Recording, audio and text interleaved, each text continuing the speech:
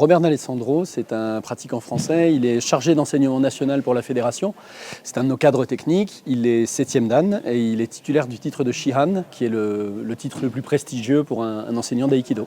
C'est un enseignant très expérimenté et puis un expert. Il vient nous rendre visite le week-end des 8 et 9 mars. Il reste avec nous tout le week-end, le samedi toute la journée, le dimanche matin. On est très contents. Robert, c'est quelqu'un qu'on a beaucoup reçu dans la Ligue il y a quelques années et puis on est content de le retrouver. Les passages de grade Aikikai, ce sont des passages de grade un petit peu plus traditionnels que les passages de grade fédéraux.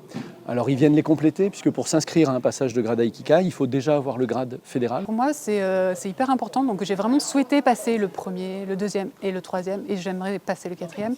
C'est une vraie épreuve dans le sens où il y a un vrai engagement physique puisqu'on passe 20 minutes en tant que tori et après 20 minutes en tant que uke. Donc en gros, on a 40 à 45 minutes de non-stop.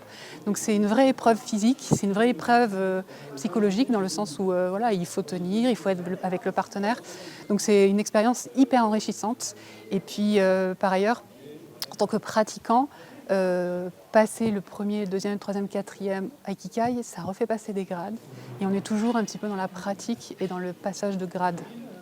Les examens de grade, ça ne devrait pas être des examens, ça devrait être des épreuves, avec quelque chose un peu d'un rite initiatique. Et je trouve que l'examen Aikikai, il a vraiment cette dimension-là, parce qu'on se met en difficulté, on se met en danger, mais sur un grade qu'on a déjà.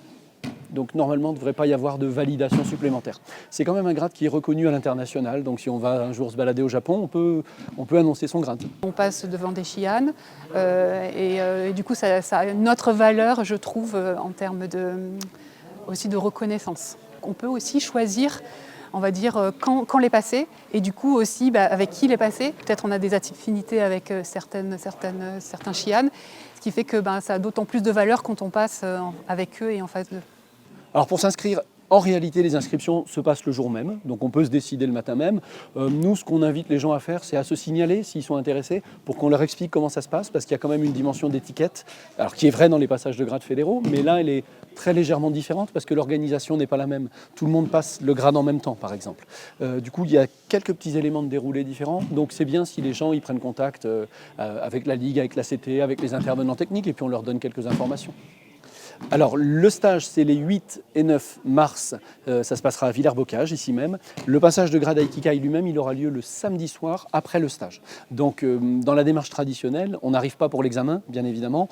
On fait le stage toute la journée, et puis à l'issue de ce stage, on participe au passage de grade. Moi, j'encourage les gens à le faire parce que d'une part, ça permet de rester dans la pratique, de rester dans...